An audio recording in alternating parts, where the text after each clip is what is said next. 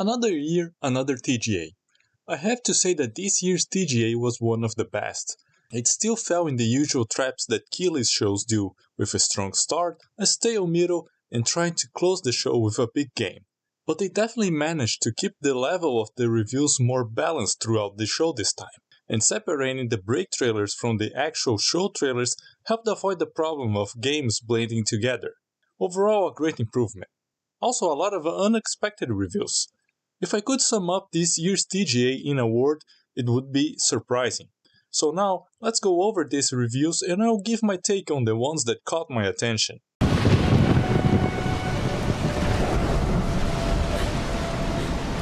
The pre-show had some reviews that I think would have been better if they happened in the main show. The remake of Brothers, A Tale of Two Sons caught everyone by surprise. The game went a bit under the radar back when it launched. It's a good and short game and the remake will definitely get more people into it. It releases on February 28.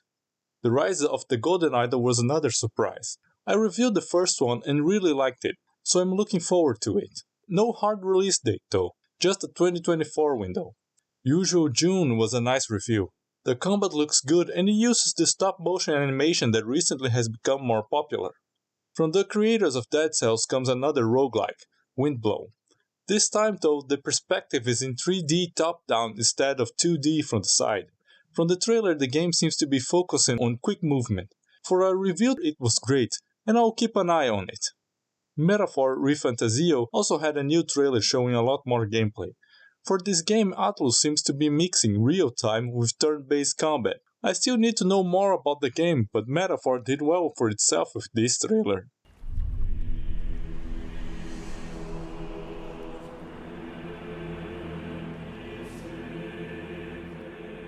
The main show still had a lot more surprises in store. God of War announced a roguelike mode called Valhalla, and the surprise didn't stop there. It also announced that it is coming for free and that it will release December 12th. On one hand, I'm envious of PS5 players. On the other, I'll have time to upgrade my PC before it gets ported. During one of the breaks, Ubisoft released a new trailer for Prince of Persia and announced that a demo would be available on January 11th.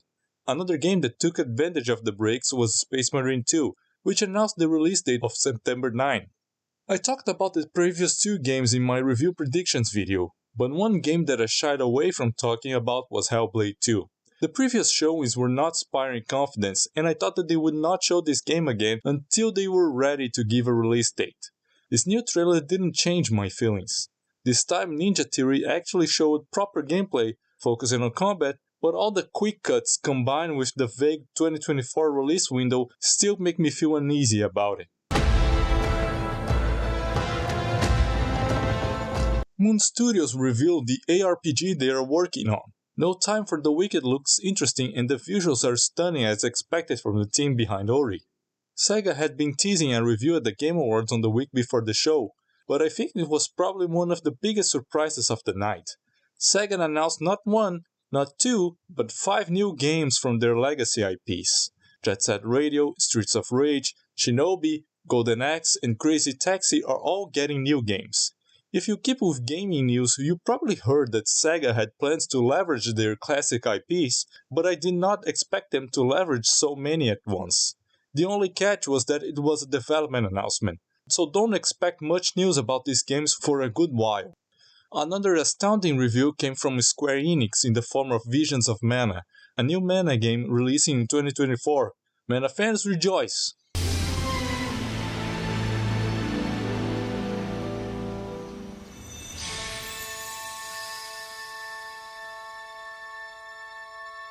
Rise of the Ronin had a cool trailer showing a lot of gameplay. PS5 owners were eating good on this TGA. It releases on March 22. Kojima came out to review his new project, OD. It is a horror game that is being made with Xbox, and it is going to use the cloud in some manner.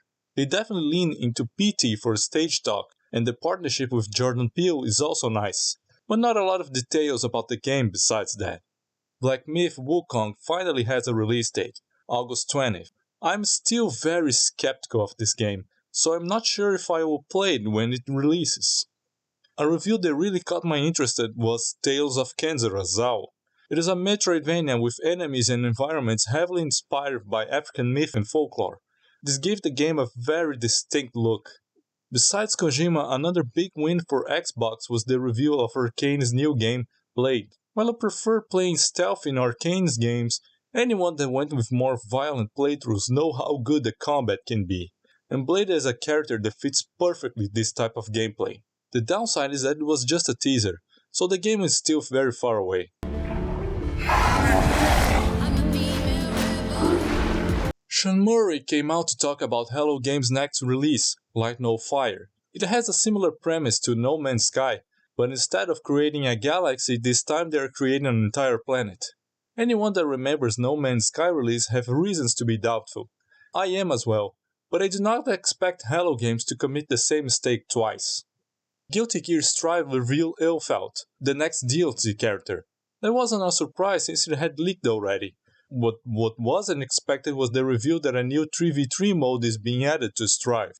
Final Fantasy XVI revealed and released a new DLC called Echoes of the Fallen, and also announced another DLC called Rising Tide. The closer of the show was the announcement of Monster Hunter Wilds. To be fair, I was very surprised by this. Tsujimoto had been teasing the next Monster Hunter since June, where everyone, me included, thought it was going to be revealed at TGS. And after they showed nothing, I thought for sure they were keeping it for next year. The release window of 2025 is an unusual move for Capcom since they prefer revealing games when they are just months away from release, but overall it was a good ending to the show. This TGA was probably the best one in years. The excess of 2025 release windows were a bit of a letdown, but it was still very enjoyable.